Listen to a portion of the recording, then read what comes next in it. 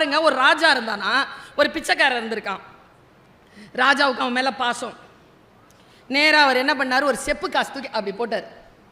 அவன் பிடிச்சவன் பிடிக்க தெரில, அவனுக்கு சாக்கடையில் போயிடுச்சு காசு. போட்ட காசு பிடிக்க தெரிஞ்சாதான் பிச்சைக்காரனா இருக்க மாட்டோமே. பிடிக்க தெரியாம தானே பிச்சைக்காரனா இருக்காங்க. போயிடுச்சு கீழே சாக்கடையில். உடனே சாக்கடையில் கையை போட்டான்.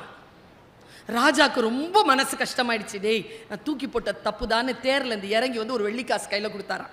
வெள்ளிக்காசு இந்த கையில் வாங்கிட்டு மறுபடியும் சாக்கடையில் கை போட்டிருக்கான். ராஜா சொன்னாராம், இந்த வர்றா, இந்தா ஒரு தங்க காசு வச்சுக்கோ. தங்க காசை வாங்கிக்கிட்டான். வாங்கிக்கிட்டு மறுபடியும் சாக்கடையில் கை போடுறான். ஐய, ஒரு தங்க முடிப்பு கொடுத்தாராம், இதை வச்சுக்கடான்னு. தங்க முடிப்பை வாங்கிக்கிட்டு மறுபடியும்